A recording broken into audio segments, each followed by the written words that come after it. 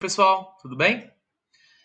Eu vim aqui então nessa aula para a gente continuar a nossa abordagem sobre a expansão territorial dos Estados Unidos no século XIX e sobre a questão indígena. E aí então a gente precisa retomar algumas coisas que vocês observaram na última videoaula para a gente poder dar sequência aqui nesse nosso conteúdo. Como a gente conversou na última videoaula, há todo um processo de ocupação do território dos Estados Unidos feito, né, pela elite colonial, feito pelos primeiros colonos, que tinha como objetivo ocupar esse território visando o desenvolvimento econômico desse novo país. E como a gente também viu na última videoaula, há, obviamente, um grupo extremamente numeroso que já estava presente nesse território, ocupando essas terras, que eram as diversas etnias indígenas dos nativos da América do Norte. E é justamente sobre esse embate que a gente vai falar na aula de hoje. Para a gente aprofundar um pouco mais esse tema, a gente vai então tentar entender o que os Estados Unidos pretendem ao ocupar este território a oeste. As terras a oeste, primeiro, elas são maiores. É necessário para os Estados Unidos expandir o seu território, inclusive por conta das populações que estão imigrando para os Estados Unidos no começo do século XIX. Além disso, há também uma necessidade de ocupar essas terras que são mais férteis e que são maiores. Portanto, elas podem render mais dinheiro para os Estados Unidos. Podem render dinheiro com as produções agrícolas, podem render dinheiro como produção para matéria-prima e para a energia na industrialização desse país, mas também é fundamental para os Estados Unidos ocupar essas terras para os novos empreendimentos ferroviários, novas cidades e para o desenvolvimento agrícola deste território. Ou seja, o que os Estados Unidos eles têm em mente quando eles querem ocupar o território a oeste? O dinheiro. Qual é o interesse por trás dessa ocupação? É o interesse econômico. No entanto, como a gente viu na última videoaula, há uma série de pessoas, há um grupo muito numeroso que ocupa esse território, que já está neste território. E esse grupo, obviamente, vai ser impactado por esse interesse econômico dos Estados Unidos. Segundo o interesse dos Estados Unidos, então, eles estão tentando desenvolver esse território. No entanto, esse desenvolvimento ele tem como um interessado apenas os Estados Unidos.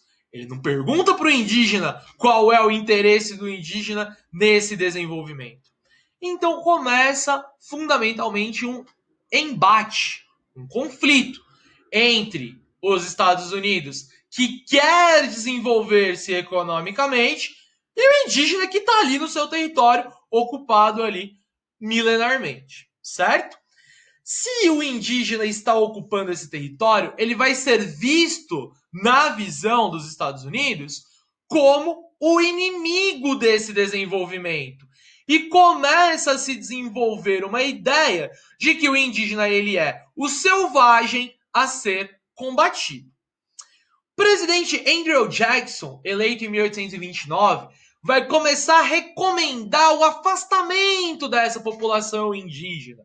Então, pegar esses indígenas aqui, ó, que estão ocupando esse território, e levar cada vez mais para o oeste, deixando em regiões muito bem definidas, como, por exemplo, as reservas indígenas do estado de Oklahoma, né? Então, concentra-se todos os grupos indígenas da América do Norte em reservas indígenas num território muito pequeno. Obviamente que essa forçosa, né, essa imigração forçada que o presidente Andrew Jackson vai criar, principalmente a partir de 1830, quando ele aprova no Congresso a lei de remoção dos indígenas, vai gerar o conflito. essa lei aprovada em 1830, ela obriga os grupos indígenas a serem removidos para essas reservas demarcadas pelo governo. E alguns se veem forçadamente, né, tendo que obedecer a essa regra, mas é óbvio que nem todo mundo vai aceitar. E quando estes grupos indígenas não aceitam, começa um processo de conflito entre os indígenas da América do Norte e o exército dos Estados Unidos. Durante todo o século XIX, então, vai ocorrer um processo de conflito muito violento, que vai levar à morte de centenas de milhares de grupos indígenas neste território. Acho que ficou claro para todo mundo, então, que o interesse que vai nortear os Estados Unidos da América nessa ocupação é o interesse econômico. Só que vamos combinar uma coisa? Não fica muito bem, nem para os Estados Unidos, falar que eles estão matando, removendo e violentando comunidades indígenas só pelo seu próprio interesse econômico. Então é necessário criar uma justificativa para a ocupação dessas terras. Eis então que na cultura norte-americana, nos livros, na literatura, em imagens, em pinturas, os jornais e diversos intelectuais estadunidenses vão começar a criar uma ideia, criar um discurso. Um discurso que tem como objetivo legitimar, explicar o porquê que os Estados Unidos estão ocupando esse território e estão mexendo e violentando essa população indígena. A gente vai ver então aqui, agora, o discurso do Destino Manifesto. Vou ler com vocês um trechinho desse discurso e explicar o que ele representa e o que ele vai ser na prática. Em 1859, o escritor Herman Melville ele vai publicar um grande texto, né, que vai falar um pouco dessa ideia do Destino Manifesto. Acompanhe a leitura aqui comigo, por favor. Nós, americanos, somos o povo escolhido, o Israel de nosso tempo. Carregamos a arca das liberdades do mundo. Deus predestinou e a humanidade espera grandes feitos de nossa raça. O resto das nações precisa estar na nossa retaguarda. Somos os pioneiros do mundo, a guarda avançada para abrir no novo mundo um caminho que é nosso, num período em que outras nações não fizeram senão balbuciar, nossa voz é ouvida longe. Esse discurso constrói na identidade, no imaginário dos Estados Unidos, uma ideia de que eles são o povo escolhido por Deus para levar as liberdades, para levar o desenvolvimento, para tirar o resto das populações das trevas e colocá-las sob a luz. Esse discurso é o que vai legitimar essa ocupação no território da região oeste dos Estados Unidos. O que visa, então, esse discurso? Ele está tentando legitimar, ele está tentando falar para as pessoas que os Estados Unidos eles são merecedores, afinal de contas, eles são escolhidos por Deus. Ninguém mostrou essa gravação da aula, né? Ninguém falou, ó, tá aqui, gente. Né? Foi aqui, ó, esse momento aqui Deus conversou comigo, né? Falou que eu sou escolhido, então eu posso levar o desenvolvimento, né? Isso é uma ideia construída, vocês percebem? Os Estados Unidos se julga dessa forma por ter sido o primeiro país a sair da sua relação de dominação com a metrópole, a conquistar a sua independência. Agora, isso dá o direito dos Estados Unidos de supostamente, para levar o desenvolvimento, massacrar e violentar diversas outras populações? Eu acho que não. Um outro ponto que a gente tem que discutir aqui é a noção de desenvolvimento. O que os Estados Unidos pensam e querem como desenvolvimento pode ser bom para eles, mas pode não ser bom para os grupos indígenas que já estavam ali. Então, esse desenvolvimento econômico, ele tem um lado, ele é um projeto e ele não leva em conta. Ninguém perguntou para os indígenas se eles querem o desenvolvimento. E isso cria, então, na cultura norte-americana, uma ideia de que o indígena não é desenvolvido, o indígena é o selvagem. E eu, Estados Unidos, preciso levar até este selvagem o desenvolvimento. E quando ele não aceita isso, sendo removido, então eu legitimo, né, essa etapa violentando e matando esses grupos indígenas.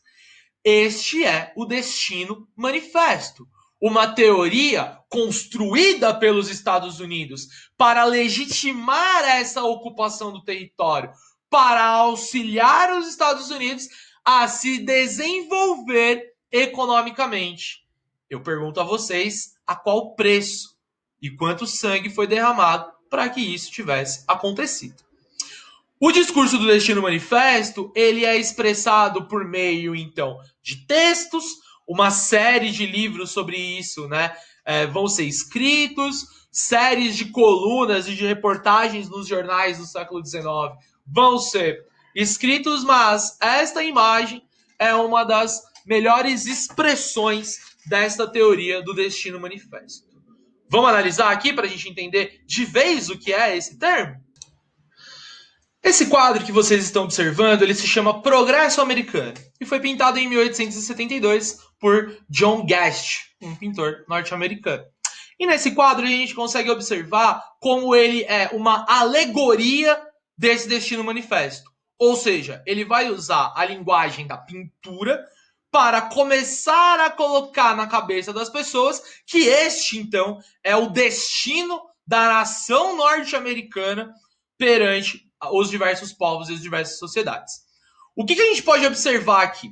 Em primeiro plano, e o que mais se destaca, é a figura de uma mulher que está sobrevoando, né? Ou seja, ela está voando aqui este território e está com um livro nas mãos. Essa mulher seria a própria alegoria dos Estados Unidos. É como os Estados Unidos se representa por meio de uma figura. Ela é conhecida como Colúmbia. Então, vai ser, né, na leitura dessa imagem, os Estados Unidos, tá certo? Então, o que os Estados Unidos eles estão fazendo? Eles estão levando o conhecimento para o Oeste. Ao mesmo tempo, a gente consegue observar aqui embaixo uma série de pessoas que estão colocando, então, postes elétricos, que estão trazendo ferrovias e que estão, de uma certa forma, desenvolvendo esse território. Ao passo que grupos de animais e de indígenas estão sendo afugentados.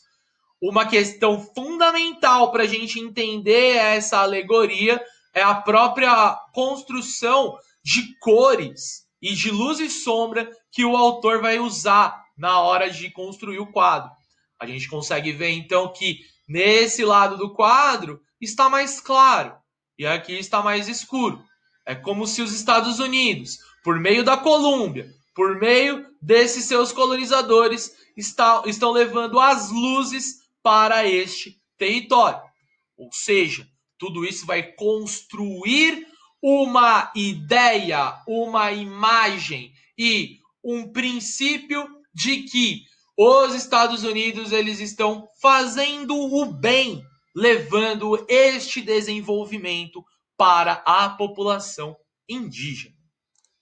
Ou massacrados, violentados e mortos, ou obrigados a se retirar, este foi o destino e a trilha que centenas de milhares de populações indígenas, crianças, idosos vão ser obrigados a tomar ao longo de todo o século XIX.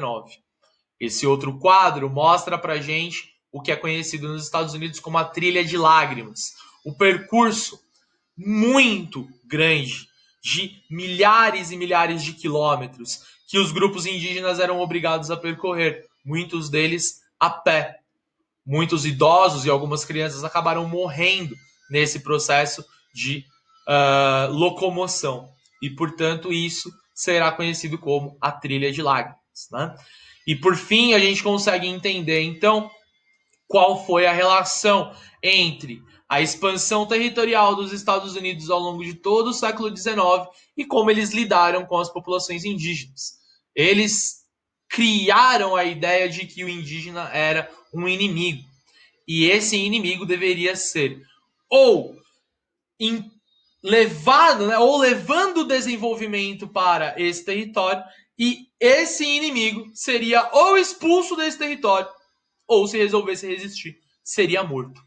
Portanto, esse suposto país que leva a civilização, que leva o desenvolvimento para as populações indígenas, levou apenas morte, sangue e um deslocamento forçado pela sua territorialidade.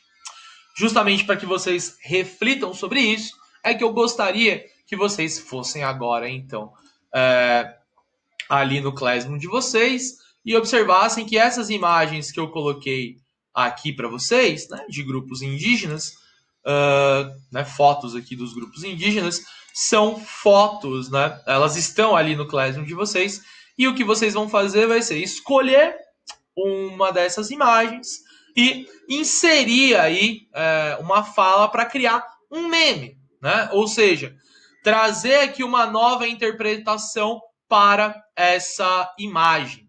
Quer dizer, eu posso muito bem pegar